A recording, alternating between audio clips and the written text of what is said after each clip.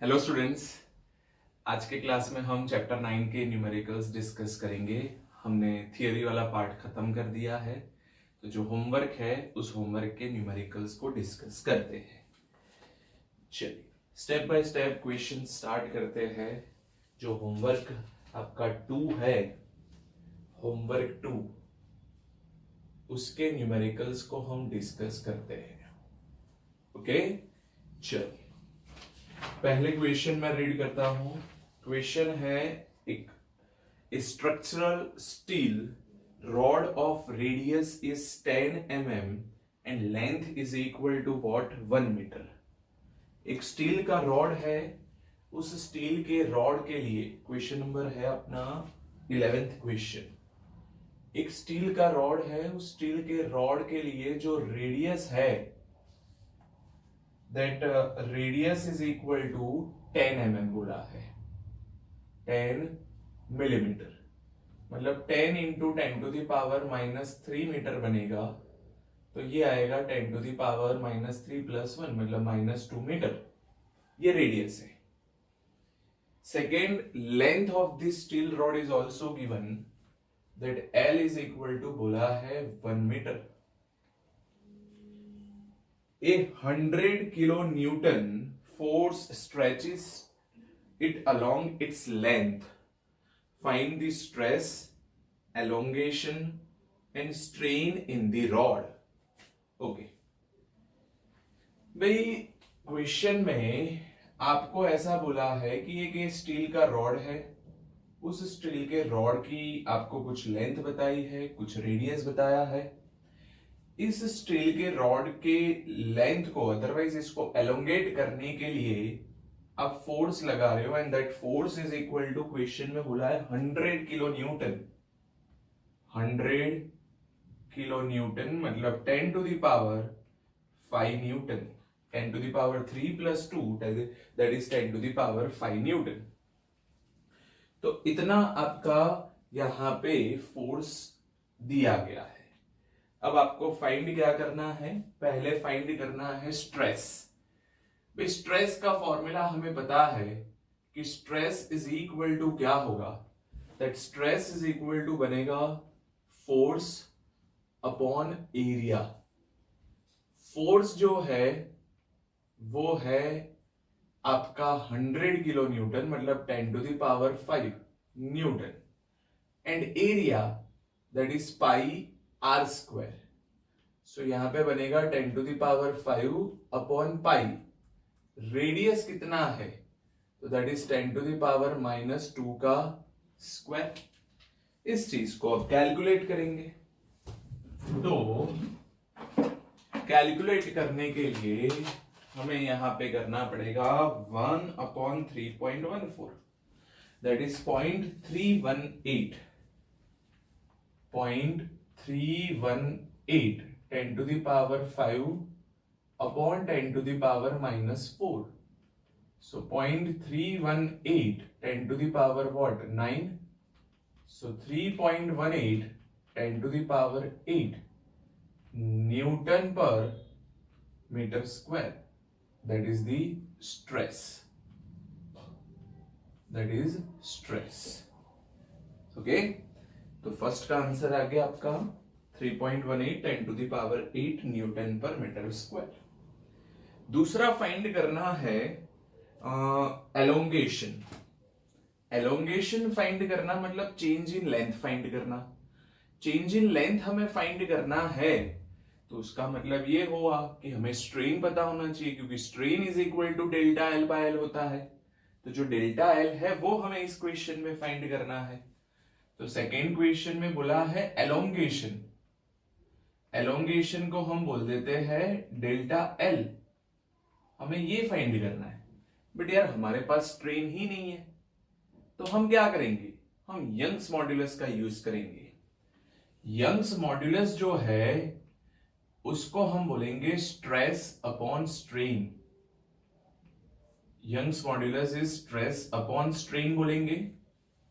अब Young's modulus of steel question में दिया है, that is 2 × 10 to the power 11। ये याद रखने की भी जरूरत रहेगी, क्योंकि बहुत सारी जगह पे ये यूज करोगे।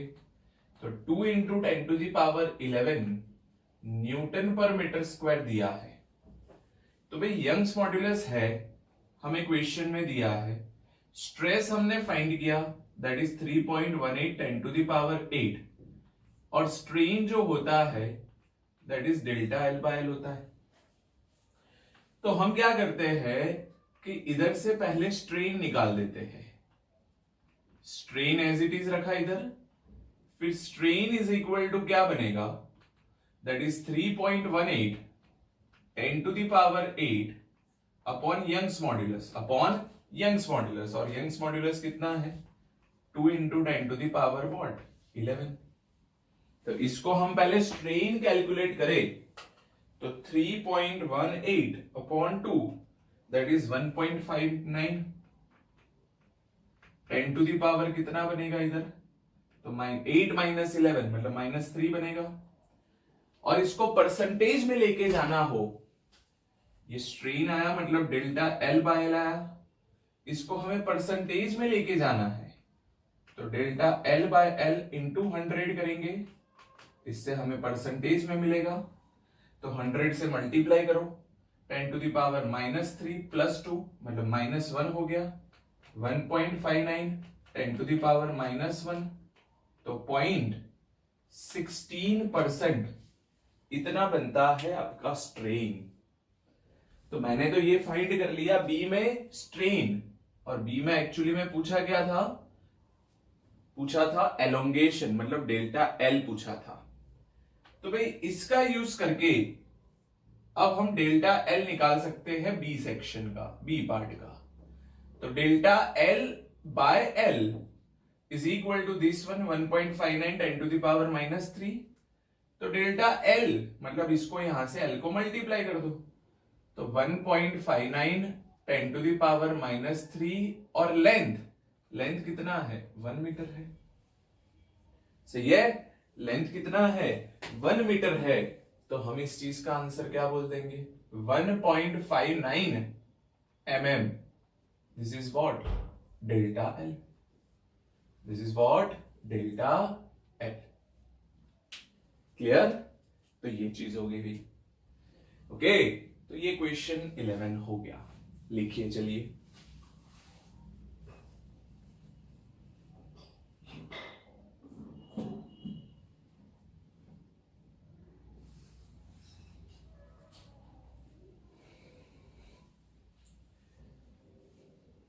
चलिए नेक्स्ट क्वेश्चन नंबर 12 पे चलते हैं।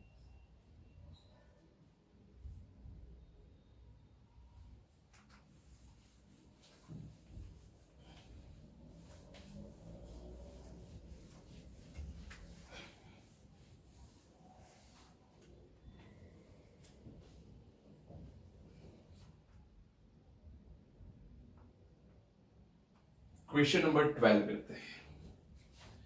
चलिए क्वेश्चन पढ़ रहा हूं मैं।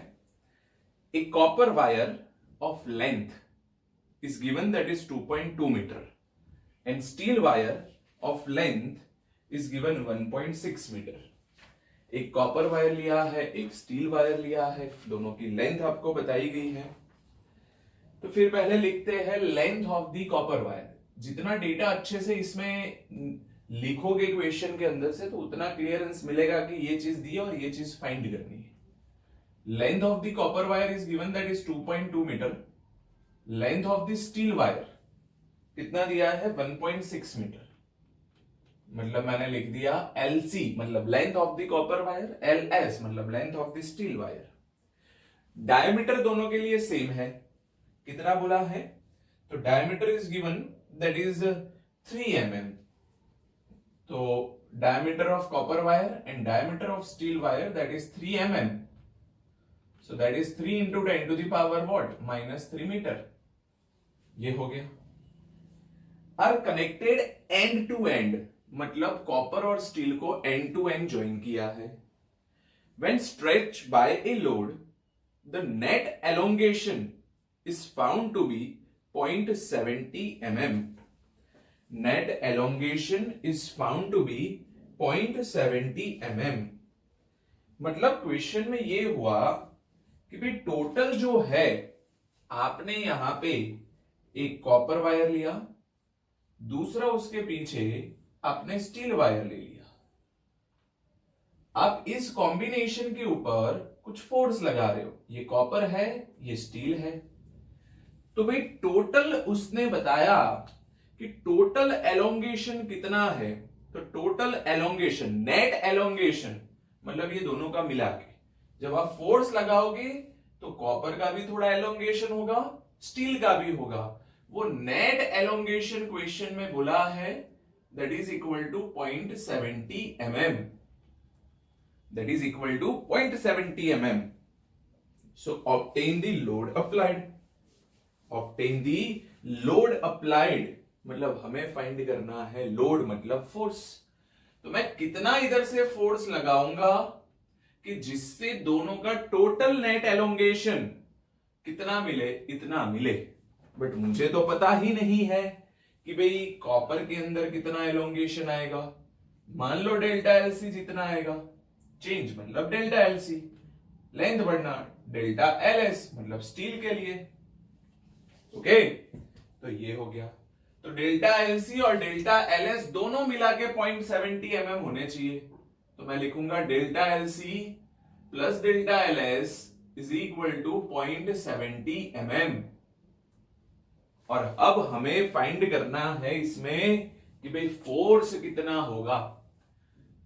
तो फोर्स निकालना हो तो आप कैसे निकाल सकते हो? स्ट्रेस से निकाल सकते हो। फोर्स निकालना हो तो आप स्ट्रेस से निकाल सकते हो। तो स्ट्रेस इज इक्वल टू क्या होता है? दैट इज इक्वल टू होता है फोर्स अपॉन एरिया, है ना। और स्ट्रेस के ऊपर जाना हो तो आपको यंग्स मॉड्यूलस हेल्प करेगा।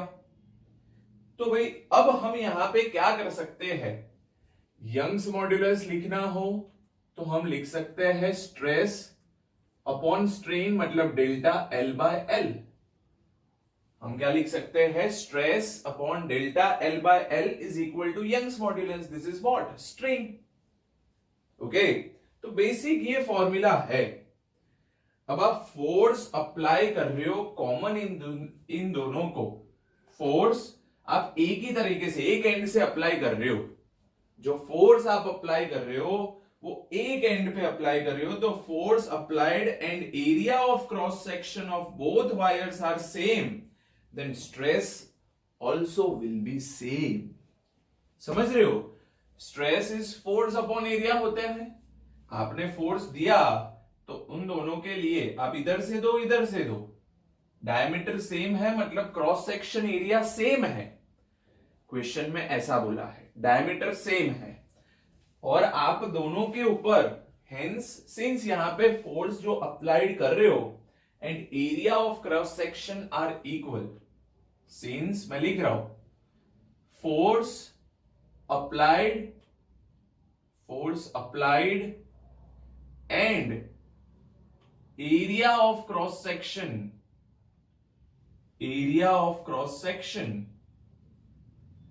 Is same.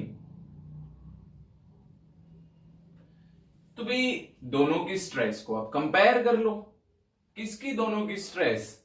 एक स्ट्रेस कॉपर के लिए, दूसरा स्ट्रेस आप निकालो स्टील के लिए। तो दोनों को कंपेयर कर लेते हैं।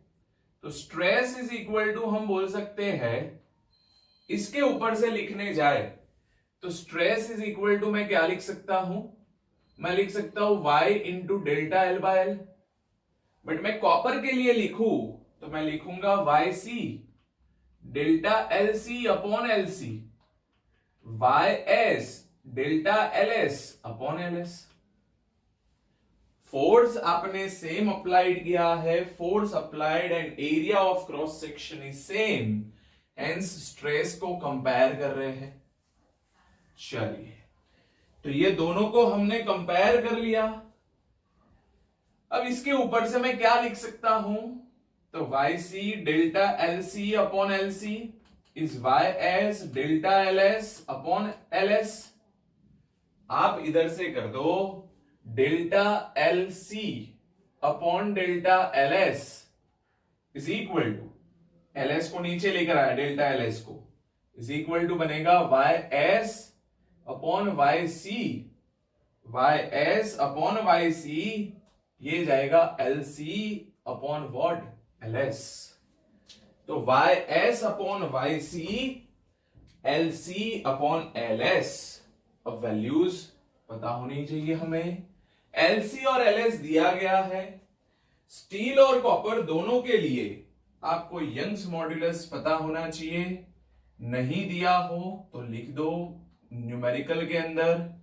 स्टील के लिए रहेगा 2 इंटू 10 टू द पावर 11 और कॉपर के लिए रहेगा 1.1 10 टू द पावर 11 न्यूटन पर मीटर स्क्वायर। तो ये दोनों वैल्यू यहां पे रखेंगे। तो देयरफॉर ये क्या बनेगा स्टील के लिए 2 into 10 to the power 11, 2 into 10 to the power 11 रहेगा। फिर LC that is 2.2, that is 2.2, YC that is 1.1 10 to the power 11, LS that is 1.6। तो भाई यहां पे क्या बनेगा, ये तो कैंसल हो गया। 2 into 2.2 upon 1.1 upon 1.1 upon 1.6। Answer बन रहा है इन दोनों का ratio delta LC upon delta LS is 2.5। So therefore we can write like delta LC is equal to 2.5 delta LS, 2.5 delta LS। अब हमारे पास टोटल ये रहा delta LC plus delta LS। इसमें डेल्टा LC की जगह पे अब यहां पे हम रखेंगे 2.5 LS। इधर डेल्टा LC को पकड़ के इधर रख लेते हैं तो बनेगा 2.5 delta LS plus delta LS is equal to 0.70 mm। कितना हो गया 2.70 mm। mm को 10 टू द पावर -3 लिखेंगे। 2.1 plus 1 that is 3.5। 3.5 delta LS is 7 into 10 to the power -4। एक पॉइंट को शिफ्ट कर देते हैं तो यहां पे डेल्टा LS को निकाले तो delta LS is equal to बनेगा 2 into 10 to the power -4 metre. ये डेल्टा LS हो गया। भाई डेल्टा LS आ गया तो उसको 2.5 से मल्टीप्लाई करो तो डेल्टा LC मिलेगा। कितना मिलेगा, डेल्टा LC मिलेगा। तो डेल्टा LC कितना बनेगा, अरे 2.5 को 2 से मल्टीप्लाई करना है तो इधर रखो तो delta LC is equal to आ गया 5 into 10 to the power what -4 metre. तो डेल्टा LC और डेल्टा LS की वैल्यू मिल गई। क्लियर। तो सर क्या कर रहे थे आप, आपको तो फोर्स फाइंड करना है। हाँ जाएंगे भाई, फोर्स के ऊपर जाएंगे, बट उससे पहले ये स्ट्रेस की हेल्प से मैंने इंडिविजुअल डेल्टा LC और डेल्टा LS निकाल दिया और आपने एक फोर्स जो अप्लाई किया है तो अब हम stress is equal to force upon area करके इधर से आप ये सारी वैल्यूज रखोगे तो उसमें से फोर्स मिलेगा। पहले इतनी चीज फटाफट लिखिए पॉज करके, फिर इस क्वेश्चन को कंप्लीट करते हैं। जल्दी करिए, जल्दी फटाफट।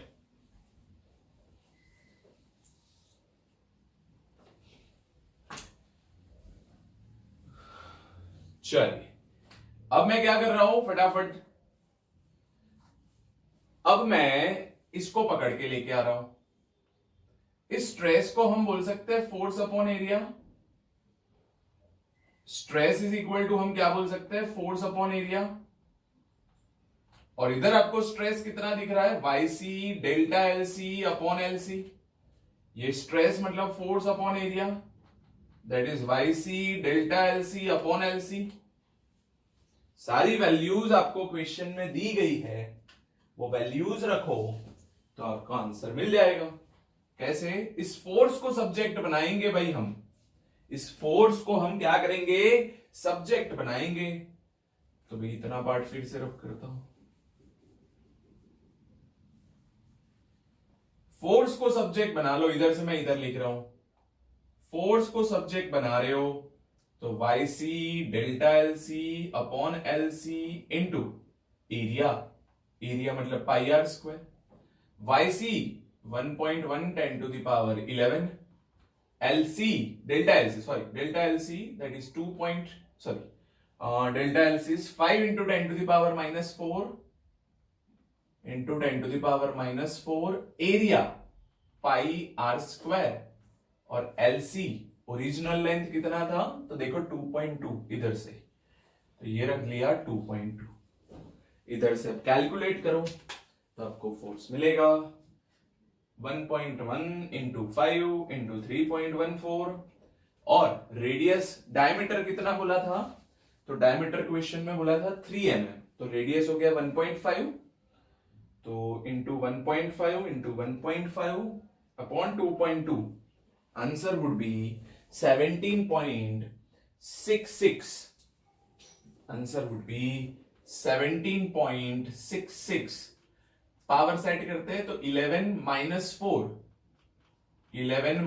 4, रेडियस जो था वो mm में था, मिलीमीटर में, तो 10 टू द पावर माइनस 3 का स्क्वायर मतलब -6 हो जाएगा। ओके तो देयरफॉर आपका आंसर जो बनेगा 11 माइनस 10 1 और इस पॉइंट को शिफ्ट कर दो तो 1.766 10 to the power 2 newton, this will be your answer. एक सीक्वेंस में समझ के लिखना, न्यूमेरिकल बड़ा है तो धीरे धीरे इस न्यूमेरिकल को अच्छे से समझ के लिखना। क्लियर? तो ये हो गया आपका सेकेंड क्वेश्चन 12th। ओके चल लिखिए।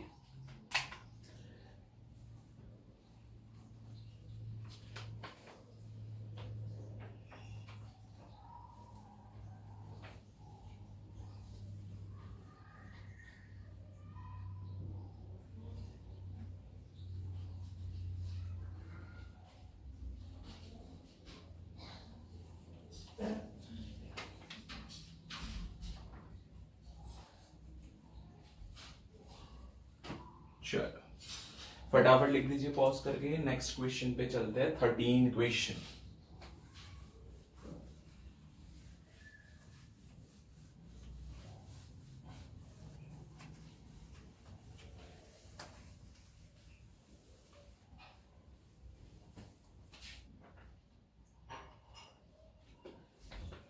चलिए 13 क्वेश्चन करते हैं। क्वेश्चन में बोला है एक स्टील वायर है, उस स्टील वायर की जो लेंथ है that is 4.7 metre. The length of the steel wire is 4.7 metre. Cross sectional area is given that A is equal to 3 into 10 to the power -5 meter square. Stretches by the same amount as a copper wire of length, ये steel के लिए था।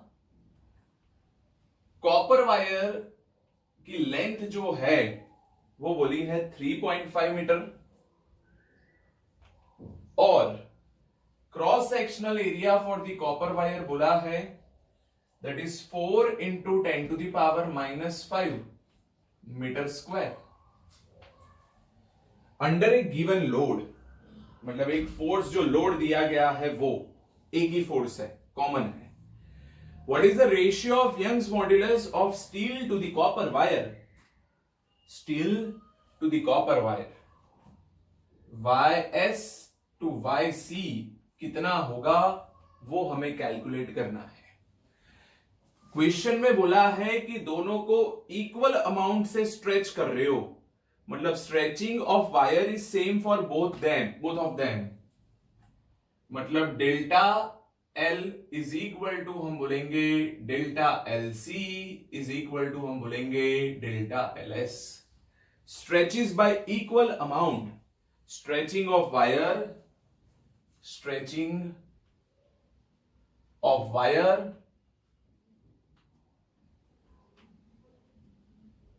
is same for both of them. Stretching of wire is same for both of them. और वो कितना है, तो वो मैंने बोल दिया इज इक्वल टू कितना है, delta L. Force applied is F. Force applied is F. Now Young's modulus is equal to होगा स्ट्रेस अपॉन स्ट्रेन, और स्ट्रेस बाय स्ट्रेन करेंगे तो stress is force upon area और strain is delta L by L. तो आपको तो y का ratio लेना है, तो फिर हम लिखेंगे steel to copper is equal to, force दोनों के लिए सेम है, कुछ अलग बताया नहीं है इंफॉर्मेशन में, ए अलग है तो A S delta L S, but delta L S भी सेम है, डेल्टा एल एस और डेल्टा एल सी सेम है, तो delta L S it is L S. और नीचे कॉपर वायर के लिए लिखे तो फोर्स सेम है, एल सी लिखना पड़ेगा, ए सी बी लिखना पड़ेगा, और डेल्टा एल सी लिखने की जरूरत नहीं है क्योंकि stretches by the same amount ऐसा क्वेश्चन में बोला है। ये कैंसल हो गया, फोर्स सेम कैंसल। तो चलिए डेल्टा एल एस कितना है, 4.7 इंटू एसी कितना है 4 into 10⁻⁻⁵, okay, upon A S that is 3 into 10⁻⁻⁵, and L see that is 3.5। Clear? तो 4.7 into 4 upon 3 upon 3.5 that is 1.79। ये तो कैंसल हो गया, 1.79 that is the ratio for the Young's modulus of steel wire to copper wire. Clear? Note down करिए, चलिए फटाफट question आगे करते हैं फिर।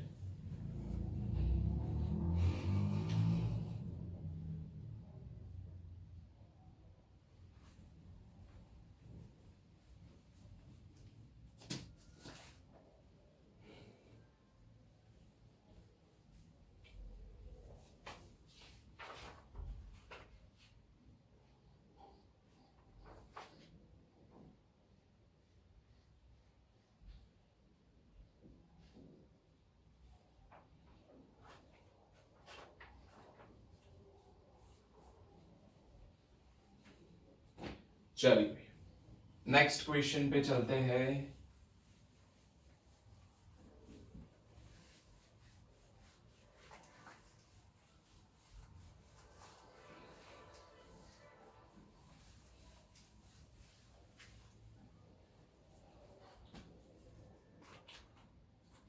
क्वेश्चन में बोला है, नेक्स्ट क्वेश्चन, क्वेश्चन नंबर 14।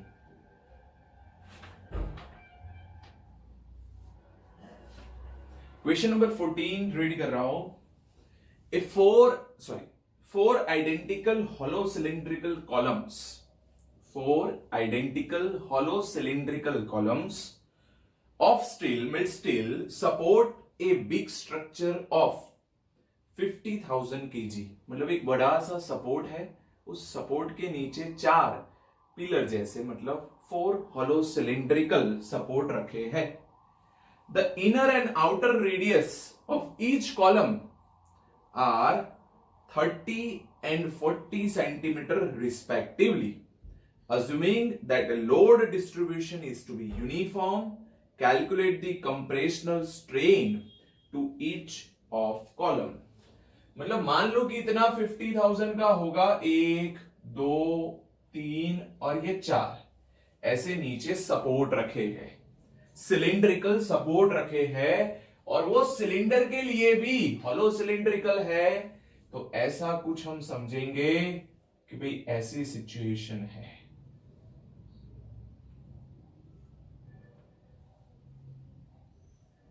ऐसा। तो उसके लिए आपको बोला है कि इनर एंड आउटर रेडियस, ये इनर है और ये आउटर है, तो इफेक्टिव एरिया ये बनेगा। तो चलिए हमें फाइंड करना है कंप्रेशनल स्ट्रेन। पहले तो क्वेश्चन में अब जो डेटा दिया है वो लिखते हैं। तो मास दिया है, स्टील है, तो पहले तो Young's modulus for steel that is 2 into 10 to the power 11 newton पर मीटर स्क्वायर। जो सपोर्ट रखना है उसका मास बोला है that is 50,000 kg, that is 50,000 kg।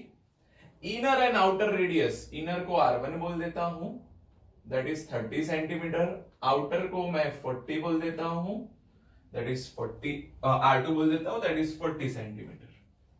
ये लोड इक्वली डिस्ट्रीब्यूट हुआ है as the load is uniformly distributed among the 4 columns। तो हमें फाइंड करना है स्ट्रेन। स्ट्रेन फाइंड करना हो तो स्ट्रेन इज इक्वल टू क्या होगा, तो डेल्टा एल बाय एल होगा। ओरिजिनल लेंथ कुछ बताया नहीं है, तो हम ऐसा करते हैं stress upon strain that is equal to Young's modulus होता है। तो हम बोल देते हैं कि भाई स्ट्रेन इज इक्वल टू क्या होगा, दैट इज स्ट्रेस अपॉन क्या होगा, यंग्स मॉड्यूलस होगा। स्ट्रेस अपॉन यंग्स मॉड्यूलस होगा। चल स्ट्रेस मतलब क्या लिखेंगे, तो स्ट्रेस मतलब हम लिखेंगे फोर्स अपॉन एरिया और नीचे बनेगा यंग्स मॉड्यूलस, स्टील है। बट ये जो फोर्स है वो सर कहां से लाएंगे, एरिया तो हम निकाल देंगे, सर्कल मतलब पाई, इफेक्टिव के लिए R2 स्क्वायर मतलब पाई R1 स्क्वायर, होलो सिलेंड्रिकल है तो पाई R1 स्क्वायर, पाई इधर से निकल गया, R2 square minus R1 square है ना। तो पाई मतलब 3.14, R2 मतलब 0.4 का स्क्वायर माइनस 0.3 का स्क्वायर, ऐसा है। तो दिस इज व्हाट एरिया। तो चलिए इसको कैलकुलेट कर देते हैं।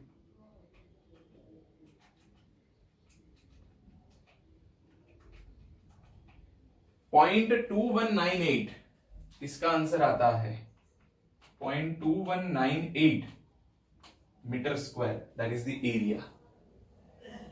अब फोर्स क्वेश्चन में बोला है कि this load is uniformly distributed among the 4 columns. Load is uniformly distributed among the 4 columns, among 4 columns। Okay, तो भाई वेट आएगा, उसके ऊपर पूरा लोड है, नीचे पिलर है तो उसका पूरा वेट आएगा।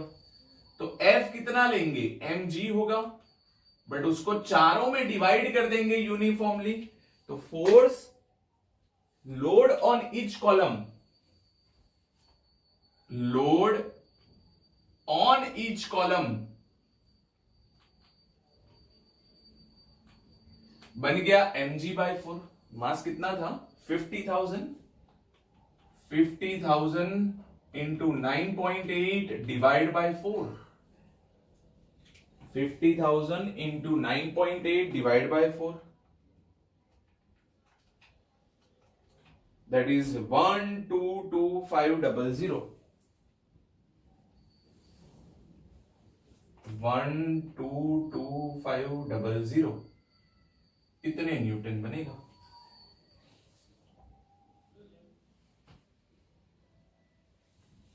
One two two 500 upon n इतना बनेगा। चलिए तो अब क्या कैलकुलेट करना था, स्ट्रेन। तो फोर्स हो गया 122500 अपॉन एरिया 0.2198 और Young's modulus that is 2 into 10 to the power 11। तो 122500 अपॉन 0.2198 अपॉन 2 दैट इज 278662। 278,662.42 10⁻⁻11 ऊपर जाएगा तो -11, पॉइंट को शिफ्ट कर देते हैं तो 1 2 3 4 5 2.78, 5 को शिफ्ट किया, आंसर बनेगा 10⁻⁻6। This is what? स्ट्रिंग। ये आ गया आपका स्ट्रिंग। क्लियर? चलिए फटाफट पॉज करके लिख दीजिए इसको।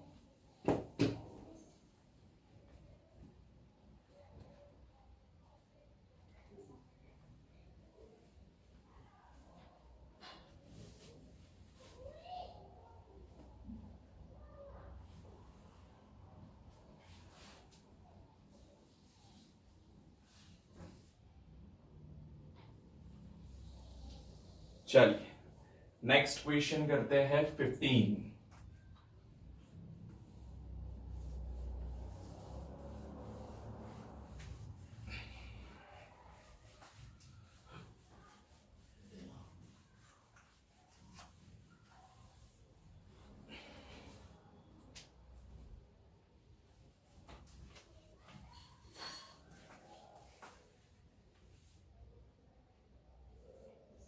Question,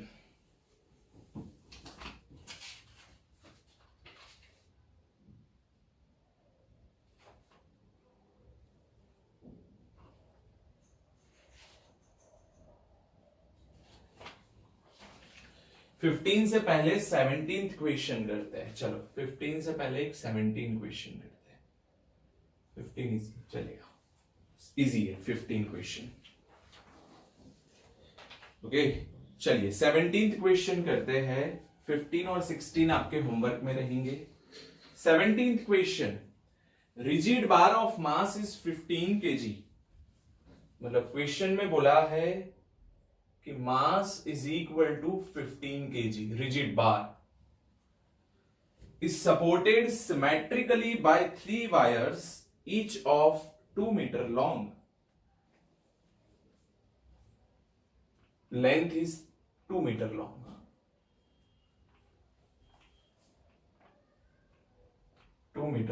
long. Those at each end are copper and middle one of them is iron. Determine the ratio of the diameters if each is have to same tension. Same tension, tension मतलब force, है ना? तो दोनों के लिए आपको tension same बोला है। टेंशन मैं ले लेता हूं, मान लो tension is equal to T है। फिर से rigid bar of mass 15 kg, एक बार है 15 kg का, supported by symmetrically by 3 wires each of 2 metre long. Those at each end are copper, मतलब 2 कॉपर के वायर एंड के, and middle one is iron wire. Determine the ratio of the diameter if each is have to same tension. मतलब दोनों के लिए आपका tension क्या है? सेम है। तो let T is the tension and is same for both the wire, ऐसा क्वेश्चन में बोला है। ओके आपको कैलकुलेट क्या करना है? Ratio of the diameter, diameter निकालना है कॉपर टू आयरन, ये हमें फाइंड करना है। ओके ये कैलकुलेट करना है। तो वे बेसिक अपने पास तो यंग्स मॉड्यूलस एक ऐसा फॉर्मूला मिल गया है, मोस्टली सारे क्वेश्चन उसी से हो रहे हैं।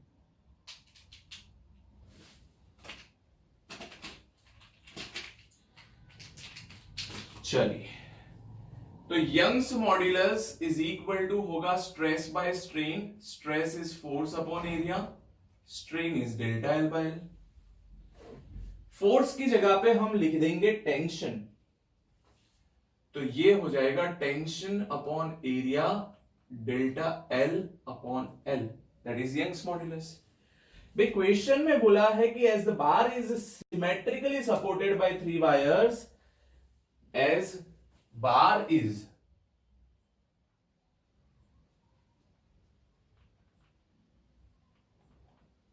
is symmetrically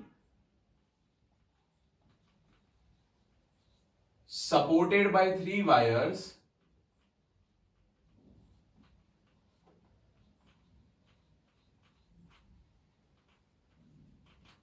so delta L should be same.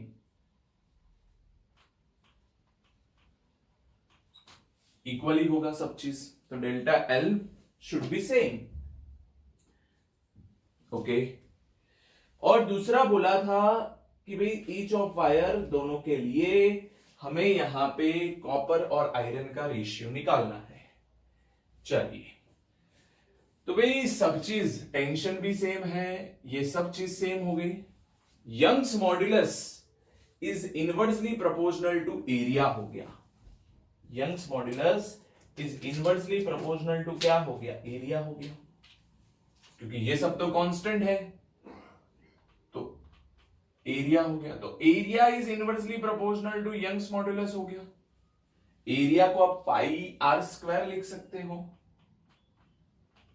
Is inversely proportional to Young's modulus. R को हम क्या लिख सकते हैं? डी बाई टू, मतलब पाई डी स्क्वायर बाय 4 लिख सकते हैं. R is D by two, is inversely proportional to Young's modulus. So pi be constant, 4 be constant, d square is inversely proportional to Young's modulus. So d is inversely proportional to root y. सही है?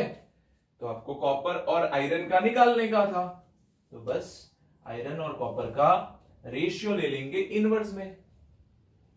तो अब यहां पे क्या करेंगे? d copper to d iron is equal to, ऊपर बनेगा YFE मतलब आयरन अपॉन YCU. क्वेश्चन में नहीं दिया हो तो लिख दीजिए. आयरन के लिए 1.9 10 टू द पावर 11 न्यूटन पर मीटर स्क्वायर, और कॉपर के लिए 1.1 10 टू द पावर 11 न्यूटन पर मीटर स्क्वायर. दोनों की वैल्यू रूट में रख लेंगे. तो 1.9 10 to the power 11 upon 1.1 10 to the power 11, ये कैंसिल हो गया. 1.9 इंटू डिवाइड बाय, और उसका स्क्वायर 1.314. इसका आंसर आता है 1.314. तो रेशियो क्या आ गया? इसका आंसर बनेगा फाइनल, इसका आंसर 1.3. क्लियर? चल लिख दो.